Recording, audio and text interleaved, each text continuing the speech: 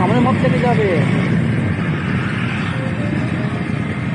अबे पगली चुड़ैल लेवल लड़की तो है बे आगे थोड़ा चल चल चल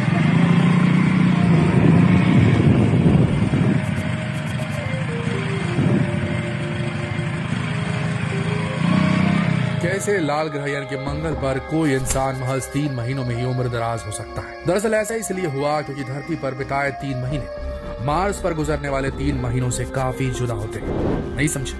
कोई बात नहीं। इसके पीछे की वजह समझने के लिए हमें ब्रह्मांड के अलग अलग ग्रहों के टाइम स्पैन को समझना होगा, वहां गुजरने वाले वक्त के मेजरमेंट को जानना होगा। तभी हम समझ पाएंगे कि मंगल पर बिताए 3 महीने धरती पर बिताए 3 महीनों से कितने अलग हैं, कितने ज्यादा हैं। तो इस ब्रह्मांड, इस मिल्की वे गैलेक्सी के रहस्यों से भरपूर इस बेहद इंटरेस्टिंग वीडियो को अंत तक जरूर देखिए। दोस्तों, हमारी पृथ्वी पर टाइम कैसे कैलकुलेट होता है ये तो आप सब जानते होंगे। फिर भी जो नहीं जानते उनके लिए मोटा मोटी बता दें कि धरती सूरज के चक्कर लगाने के साथ ही अपनी एक्सिस यानी धुरी पर भी घूमती है। अपने एक्सिस पर धरती को एक चक्कर पूरा करने में 24 घंटों का वक्त लगता है, इसीलिए एक दिन कहलाता है। वहीं जब धरती सूरज का पूरा एक चक्कर लगाती है जिसमें इसे 365 दिनों का वक्त लगता है तो ये पूरा 1 साल कहलाता है। अब इसी को आधार मानकर ये समझिए कि ब्रह्मांड के सारे ग्रहों को सूरज का चक्कर लगाने में अलग अलग वक्त लग जाता है। जो ग्रह सूरज के जितना नजदीक होता है उसे सूरज का एक चक्कर लगाने में उतना कम वक्त लगेगा, और इसी के उलट जो ग्रह सूरज से जितना दूर होगा उसे सन के चारों तरफ रिवॉल्व होने में उतना ही ज्यादा वक्त लगेगा। यानी अलग अलग प्लैनेट पर टाइम मेजरमेंट का हिसाब किताब अलग अलग होगा।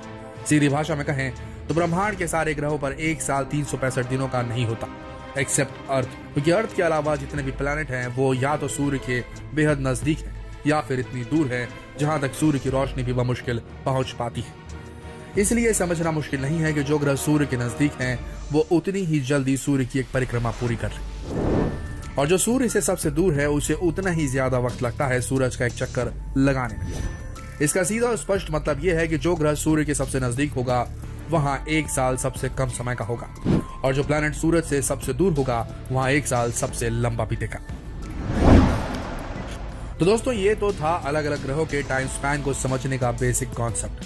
अब आपको हमारी गैलेक्सी में मौजूद तमाम ग्रहों के बारे में तफसील से बताते हैं कि किसको सूरज का एक चक्कर लगाने में कितना वक्त लगता है, यानी कि अलग अलग ग्रहों पर 1 साल कितने दिनों का होता है, और अगर हम उसे पृथ्वी के टाइम जोन के हिसाब से कंपेयर करें तो इसका क्या नतीजा निकलेगा। तो सबसे पहले बात बुध ग्रह की, जिसे मरकरी नाम से भी जाना जाता है। यह ग्रह हमारे सौरमंडल का सबसे पहला ग्रह है जिसकी सूर्य से दूरी 5 करोड़ 80 लाख किलोमीटर है। अगर ये दूरी आपको बहुत ज्यादा लग रही है तो थोड़ा सब्र रखिए, प्लूटो आने दीजिए, आपका मुंह खुला का खुला रह जाएगा। खैर, पहले बात बुध की। क्योंकि ये ग्रह सूर्य के सबसे ज्यादा नजदीक है इसलिए इसे सूरज का एक चक्कर लगाने में महज 80 दिन का समय लगता है। यानी प्लैनेट मरकरी पर 1 साल में महज 80 दिन ही होते हैं। अर्थ से कंपेयर करें तो हमारी पृथ्वी पर जो 1 साल 365 दिनों का होता है वही बुध पर 80 दिनों में ही सिमट जाता है। इस हिसाब से देखें तो जो इंसान पृथ्वी पर 60 साल की उम्र तक जीता है, बुध पर वही इंसान 250 साल से ज्यादा की जिंदगी जिएगा।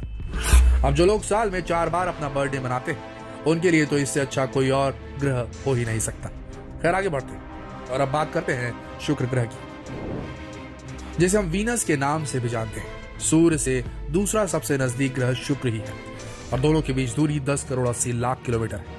अब ये भी जान लीजिए कि वीनस को सूरज का एक चक्कर लगाने में 225 दिनों का वक्त लगता है।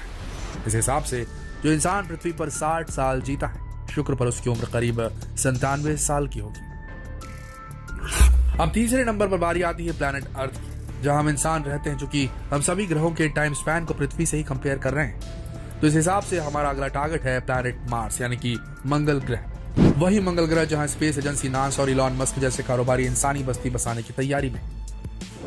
दोस्तों, हमारे पड़ोसी ग्रह मंगल की सूरज से दूरी 22 करोड़ 80 लाख किलोमीटर और इस प्लैनेट को सूरज का एक चक्कर लगाने में 687 दिनों का वक्त लगता है।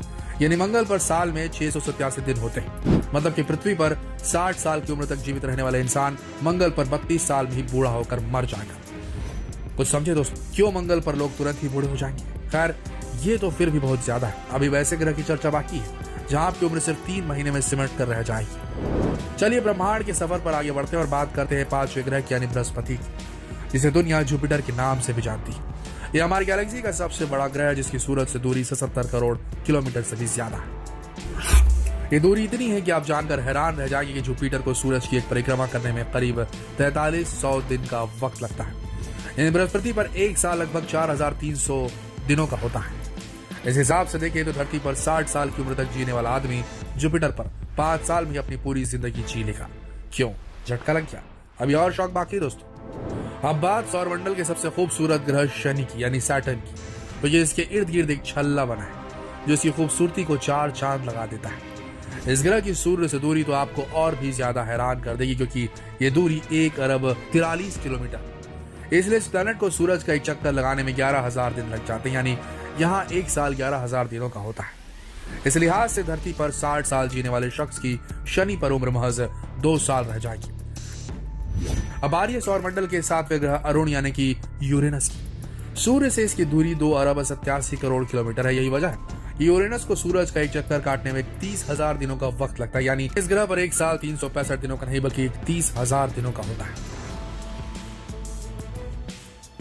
इस हिसाब से गुना भाग लगाएं तो धरती पर 60 साल जीने वाला आदमी यूरेनस पर महज 0.7 साल ही जी पाएगा। यानी गलती से मेरा जन्म पृथ्वी के बजाय यूरेनस पर होता तब तो भाई एक बर्थडे भी नहीं मना पाता। चलिए कारवां आगे बढ़ाते हैं और अब चलते हैं वरुण ग्रह पर यानी कि नेपच्यून पर, जो हमारे सौरमंडल का आखिरी ग्रह है।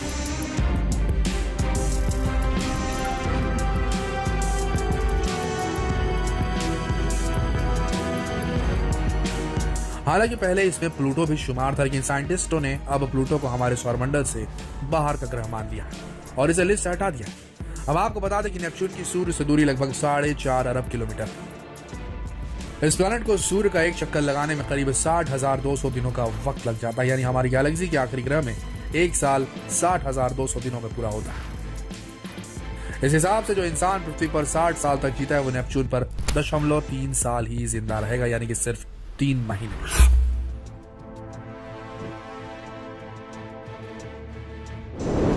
तो दोस्तों आपने देखा कि कैसे हमारा जन्म पृथ्वी की बजाय किसी और ग्रह पर हो जाता तो हमें कितने दिनों बाद अपना बर्थडे मनाने का मौका मिलता। कहीं हम अरुण या वरुण ग्रह पर जन्म ले लेते तो पता नहीं कभी बर्थडे मना भी पाते या नहीं। आशा करते हैं ये दिलचस्प वीडियो आप सबको पसंद आया होगा। अगर इसमें दी गई दिलचस्प जानकारी आपको पसंद आई तो जितना हो सके इस वीडियो को शेयर करें फेसबुक पर, यूट्यूब पर और व्हाट्सएप पर। मिलते हैं फिर एक दिलचस्प वीडियो, तब तक के लिए आप सबका इस वीडियो के अंत तक बने रहने के लिए दिल से धन्यवाद।